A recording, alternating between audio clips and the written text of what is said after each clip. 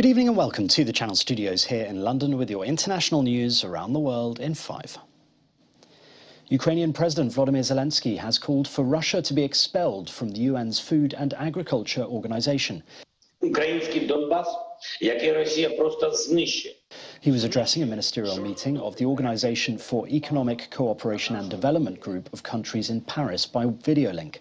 Western nations have accused Russia of creating the risk of a global famine by blocking Black Sea ports. The price of oil and gas looks likely to remain high for a while to come, and the same goes for grain and feed and fertilizer.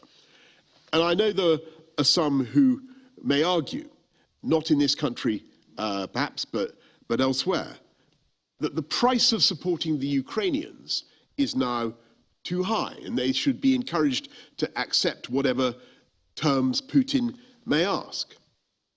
I don't believe that option is really open to us. Meanwhile, Kharkiv authorities said 3 civilians had been killed and 5 wounded in shelling that happened late Wednesday evening. Ukraine had pushed Russian forces back last month from the city's outskirts, but Russia has started bombing the city again more recently. Another consequence of the war in Ukraine is on ordinary people trying to do ordinary things like going to the beach. Tourists once flocked to the Ukrainian resort of Odessa on the Black Sea, but the white sands are now covered in mines because of the war with Russia. Ukraine's military had planted them along the coast in case of a Russian amphibious assault.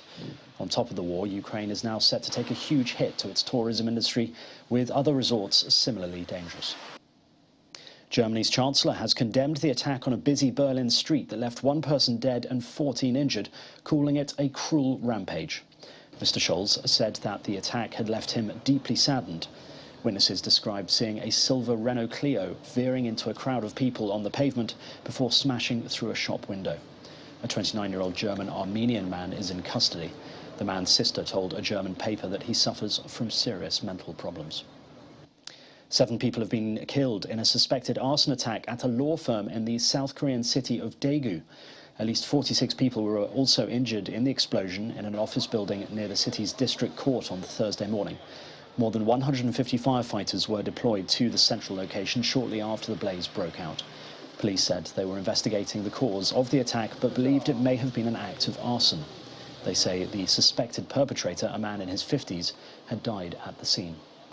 A wildfire in the mountains in southern Spain has forced the evacuation of 2,000 people from the centre of the town of Benahavis and injured 3 firefighters.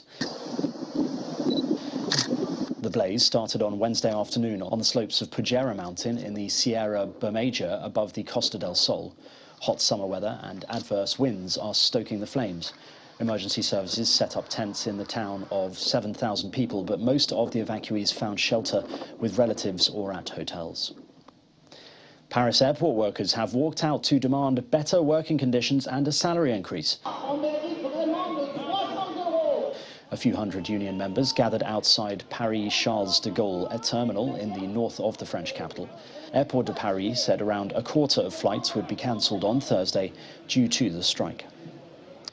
And the Chinese internet company Baidu has launched an electric vehicle, a new robot concept car, the first to be revealed by the Chinese internet company.